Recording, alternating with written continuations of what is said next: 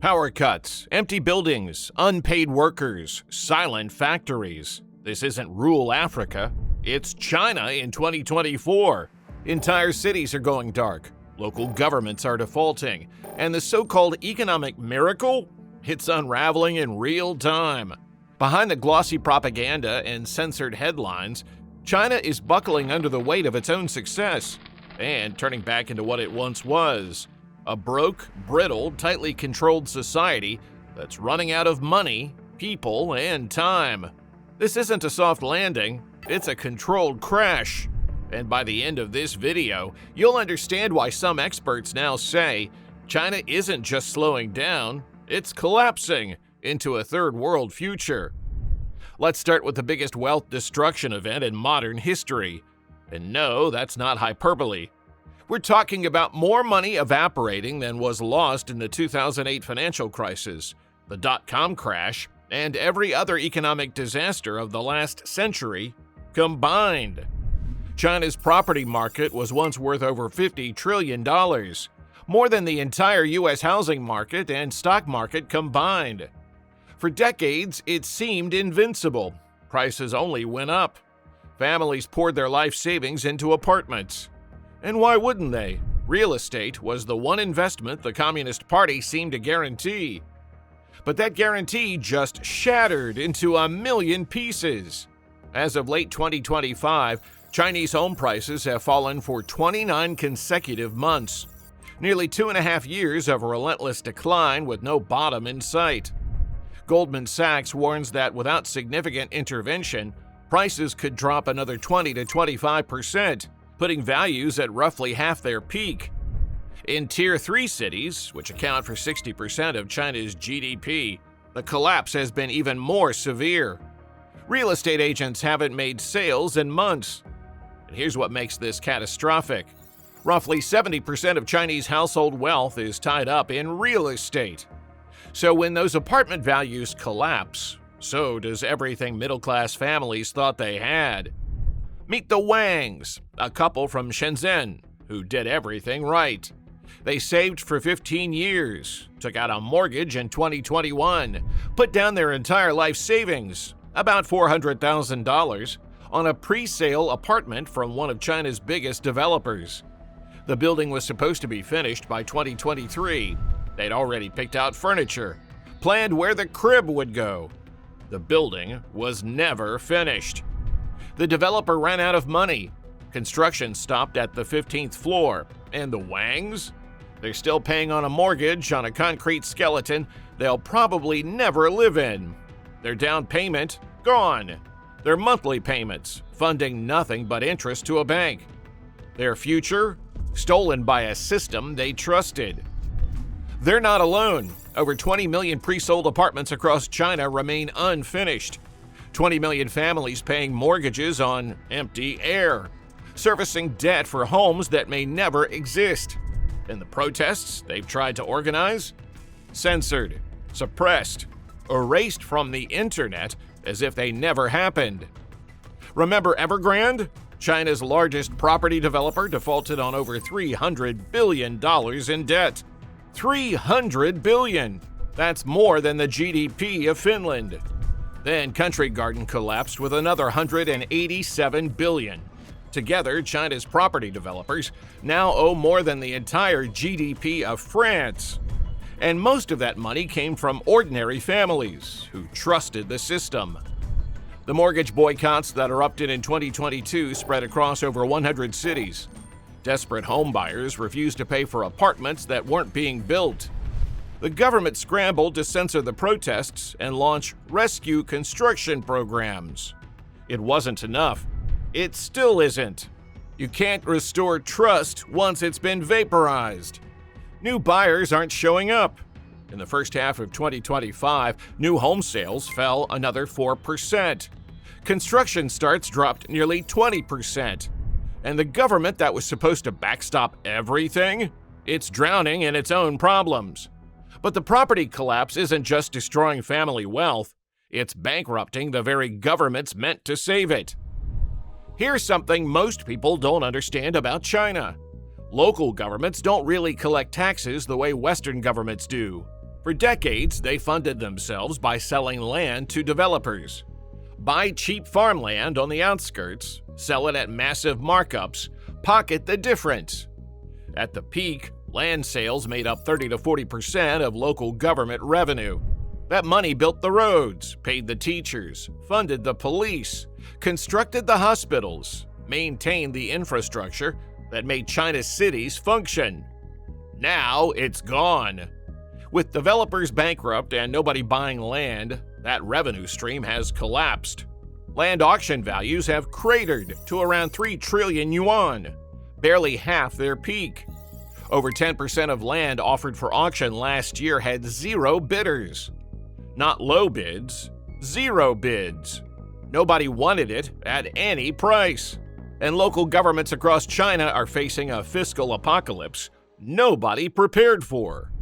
In Henan province, civil servants had their salaries slashed by 50%. In Guangdong, China's wealthiest province, home to tech giants and manufacturing powerhouses, government workers saw pay cuts of 25 to 30%. Some cities can't afford to keep their streetlights on at night. Others have stopped maintaining roads, collecting garbage, or funding public services they'd provided for decades. Tianjin, a metropolis of over 13 million people, got so desperate they started selling off government office buildings just to make payroll. The local government literally couldn't afford its own offices anymore. Chen Wei spent 20 years as a highway construction contractor in Sichuan province. His company built roads, bridges, overpasses, the infrastructure that made China's interior cities accessible. Last year, the local government owed him 43 million yuan for completed projects. He's received nothing. He had to lay off 200 workers. Some of them haven't been paid in 8 months. They keep promising the money is coming, he told a reporter before the interview was scrubbed from the internet. But there's nothing left to give.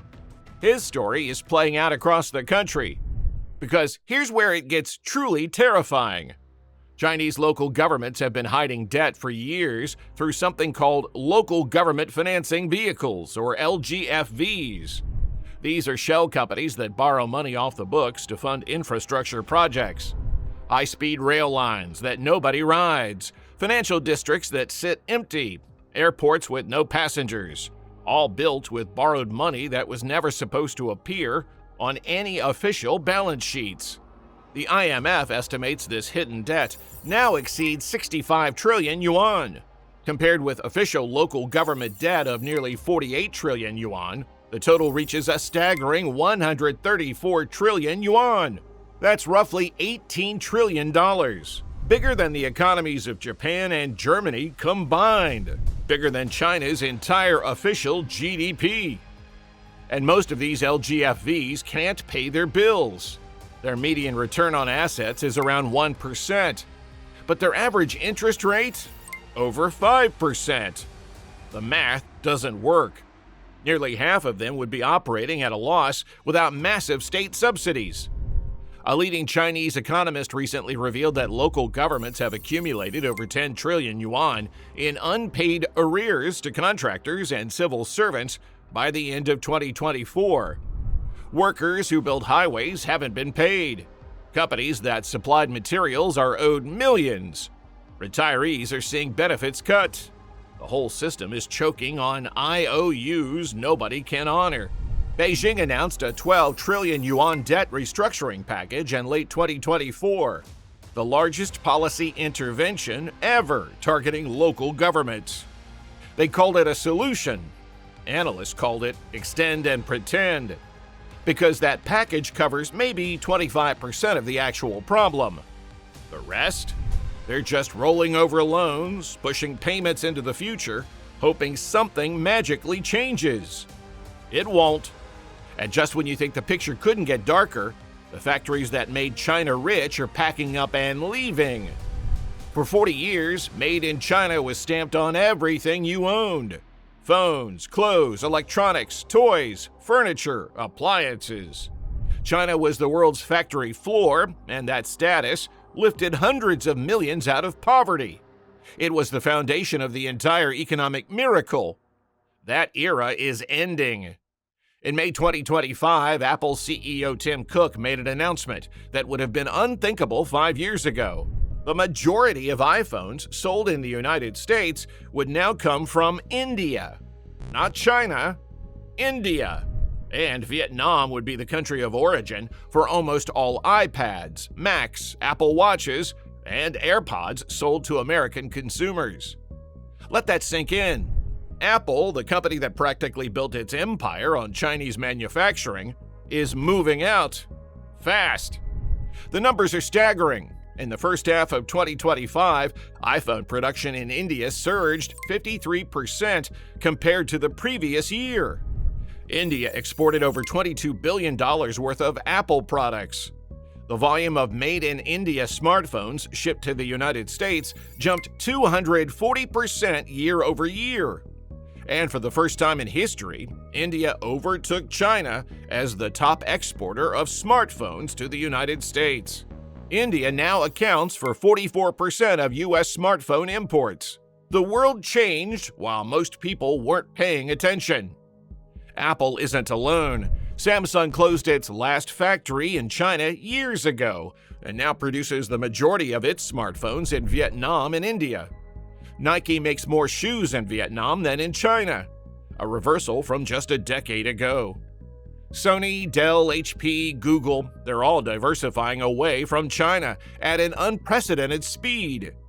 Even Chinese companies are fleeing their own country. BYD, China's electric vehicle giant, and one of the few genuine Chinese success stories, is building factories in Mexico, Thailand, Hungary, and Indonesia rather than expanding at home. Why is everyone running? First, Chinese labor isn't cheap anymore. Factory wages have tripled in the last decade. Workers in Vietnam cost half as much. In India, even less. The low-cost advantage that made China the world's factory, the core competitive edge that powered decades of growth, is gone. Second, Xi Jinping's government has been unpredictable and paranoid. That 2023 anti-espionage law spooked every foreign company operating in China. When basic market research can get you arrested for spying, when checking production numbers at your own factory might constitute espionage, executives start looking for the exit. Foreign direct investment collapsed by over 80%. Companies aren't just diversifying, they're fleeing. Third, COVID exposed the catastrophic danger of depending too much on one country. When Chinese factories shut down during lockdowns, global supply chains collapsed overnight. Companies couldn't get parts, products couldn't ship. The just-in-time model became just too bad. Executives learned a brutal lesson they won't forget. Concentration is existential risk. And fourth, perhaps most importantly, the workers themselves are disappearing. But there's something even more permanent than fleeing factories. Something China can never buy back, build back, or recover. Something that guarantees decline for generations to come. In 2024, China's population fell for the third consecutive year. More coffins than cradles. More deaths than births. And the gap is widening every single year. The numbers are brutal. 9.5 million babies were born in 2024. But nearly 11 million people died. That's a net loss of almost 1.5 million people in a single year. And demographers say this is just the warm-up act. China's fertility rate has collapsed to around 1 child per woman. To maintain a stable population, you need 2.1. China isn't even halfway there. It's now approaching South Korea's catastrophic 0.73, the lowest fertility rate on Earth. Some Chinese cities have rates even lower than that. The one-child policy worked. It worked too well. It broke something fundamental in Chinese society that may never heal. But here's what really terrifies Beijing. By the end of 2024, 310 million Chinese were over 60 years old. That's 22% of the entire population, up from 18% just 5 years ago. Within a decade, China will have 400 million senior citizens, more elderly people than the entire population of the United States. more retirees than workers in many regions. Who's going to support them? Remember the one-child policy? For decades, the government limited families to a single child. Now, China has what demographers call 4-to-1 families. 4 grandparents, 2 parents, all depending on one child. One person expected to financially support 6 while building their own career and family. It's mathematically impossible. It's emotionally devastating.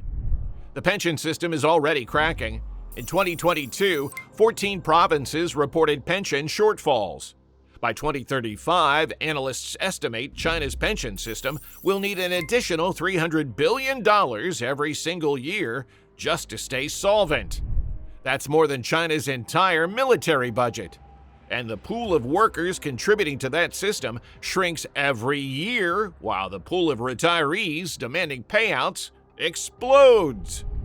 The working-age population has been shrinking since 2012 and lost nearly 7 million workers in 2024 alone. That's like losing the entire workforce of a medium-sized European country every single year. Factory workers complain they can't hire enough hands. Pension administrators watch contribution pools evaporate.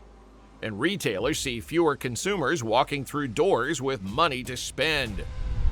Meanwhile, marriages have collapsed to historic lows. In 2024, only 6.1 million couples got married, down from over 13 million just a decade ago. Divorces rose to 2.6 million. Fewer marriages mean fewer babies. Fewer babies mean fewer future workers. Fewer workers mean a dying economy supporting an exploding population of elderly dependents. And here's where those cold statistics meet real human despair. In August 2025, youth unemployment hit 18.9%, the highest since Beijing changed how they measure joblessness. Back in June 2023, the official rate hit a record 21.3%. Then, something remarkable happened. They stopped publishing the data entirely. The government claimed they needed to improve their statistical methodology. What they really needed was to hide numbers that made them look catastrophically incompetent. When they finally resumed publishing with their new, improved methodology that conveniently excludes students, the rate had magically dropped. Convenient timing. Independent estimates suggest the real unemployment rate for young Chinese might be closer to 25 or 30%. A generation of college students can't find work. Engineering students with advanced degrees are delivering food on electric scooters. Medical school graduates are driving rideshare. Law school graduates are selling insurance door to door. This year alone, 12.2 million new graduates entered the job market. 12 million young people looking for opportunities that don't exist, looking for careers that have evaporated, looking for a future their parents promised them. Take Liu Ming, a 24-year-old engineering graduate from a top Shanghai university. His parents spent their entire savings on his education, tutoring, exam prep, university fees, because they believed education was the ticket to a better life. Now he's been job hunting for 8 months. He delivers food on an electric scooter to pay rent, making barely enough to cover his share of a cramped apartment he splits with 3 other unemployed graduates. His parents' retirement fund? Gone. Their dreams of their son supporting them in old age? Shattered. This wasn't supposed to happen. The deal was simple. Study hard, get a degree, climb the corporate ladder, buy an apartment, start a family, retire comfortably. That was the formula, that was the path, that was the contract between generations. But the ladder is gone. The rungs have snapped, and millions of young Chinese are looking around, realizing the system they sacrificed their youth for has nothing to offer them. That's why they're lying flat. It's a movement that terrifies the Communist Party. Young Chinese refusing to chase careers that don't exist, refusing to buy homes they can't afford, refusing to have children they can't support, refusing to work overtime for bosses who will lay them off anyway. Just opting out, lying flat, doing the absolute minimum to survive. Some call it let it rot, an acceptance that everything is broken, so why bother trying to fix it? The government hates it. State media runs endless propaganda about patriotism and hard work and sacrifice for the nation. Officials lecture young people about their duty to society. Universities are now required to teach courses on love education to encourage marriage and childbirth. But you can't motivate people with slogans when their reality is broken. You can't shame people into optimism when their prospects are garbage. Some aren't just lying flat, they're running. Immigration inquiries have surged to record levels. Wealthy Chinese are moving money to Singapore, buying property in Canada and Australia, sending their kids abroad with instructions never to return. They call it run philosophy. Escape while you still can. And it's not just the ultra-rich. Middle-class families are looking for any exit they can find. Student visa applications, investment immigration, marriage to foreigners, anything to get out before the doors close. So, what happens when an entire generation gives up on the system their parents built? For 40 years, the Communist Party had a deal with the Chinese people, an unspoken contract written in rising living standards. Give up political freedom, no voting, no protests, no dissent, no questioning the party. And in return, we'll make you rich. We'll improve your life every year. Your children will do better than you did. Trust us. That deal is shattering. The property bubble didn't just destroy wealth, it destroyed faith. When your government promises stability and delivers collapse, when your safe investment evaporates overnight, when your children face worse prospects than you did despite working twice as hard, what exactly are you sacrificing your freedom for? Consumer confidence is cratered to historic lows. People aren't spending. They're hoarding cash, saving for disasters they can feel coming. The wealth effect has turned brutally negative. Everyone feels poorer, so everyone acts poorer, which makes everyone actually poorer, which makes everyone feel even worse. The middle class that was supposed to power China's future, it's shrinking. For the first time since economic reforms began in 1978, the Chinese middle class is contracting instead of expanding. The number of billionaires has been cut in half. Luxury spending has collapsed. Even basic consumption is stagnant. Xi Jinping's response? More control, more surveillance, more nationalism, more censorship. State media pumps out relentless propaganda about China's glorious rejuvenation and inevitable rise. Schools teach unquestioning loyalty to the party. Cameras with facial recognition watch every street corner. Social credit scores track every purchase, every movement, every association. Critics disappear into silence. Journalists vanish. Activists get re-educated. The message is clear. Endure the hardship for the glory of the nation. Accept the suffering as a necessary sacrifice. Trust the party to guide you through. But here's the thing about nationalism. You can't eat it. You can't pay rent with it. You can't save it for retirement or feed it to your children. When the economy is delivering prosperity, nationalism is a nice bonus. When the economy is failing, nationalism is a desperate distraction from a government that has nothing else to offer. And people are starting to notice.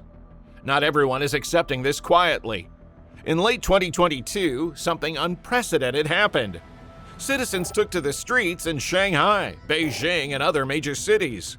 Not over wages or housing, but over COVID lockdowns that had strangled their lives for 3 years. Some held blank sheets of paper, a silent protest against censorship. Others chanted for freedom. A few even called for Xi Jinping to step down. The protests were crushed within days. Participants were tracked down, detained, re-educated.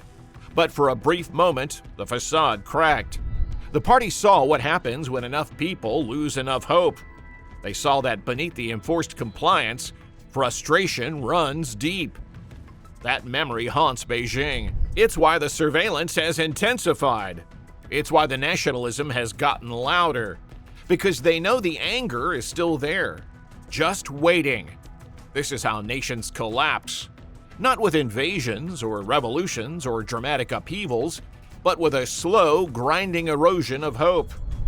One family at a time, watching their savings evaporate. One graduate at a time giving up on their dreams. One couple at a time deciding not to have children they can't afford.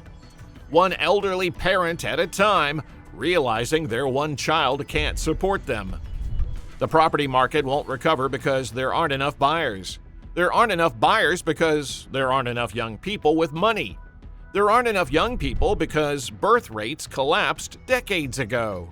And birth rates won't recover because young people can't afford to have kids, can't find stable jobs, can't see a future worth bringing children into. Every crisis feeds the next. It's a doom loop with no visible exit. China spent 40 years building the world's most impressive economic machine, gleaming cities that rose from rice paddies, bullet trains connecting metropolises, factories that supplied the entire planet. It was supposed to prove that authoritarianism could outperform democracy, that the future belonged to Beijing.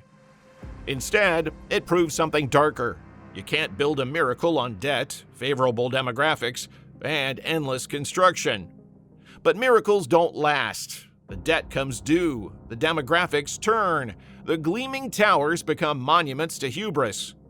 What we're watching isn't a slowdown, it's not a rough patch, it's not a cycle that will correct itself with the right policies. It's a country that got old before it got rich, a country running out of workers, running out of buyers, running out of believers. A country where the young have stopped dreaming and the old have no one to care for them. China isn't just slowing down, it's collapsing back into what it once was. And here's the thing, China won't collapse alone. When the world's second largest economy tanks, everyone feels it. Those supply chains companies have spent decades building, they're being torn apart and rebuilt. That cheap stuff at every store, it's getting more expensive. Those treasury bonds China holds, they might need to sell them. The global economic order that emerged after 1990, it's being rewritten in real time. So, what do you think? Is there any path out of this spiral? Or is the Chinese miracle finally irreversibly over? Let us know in the comments.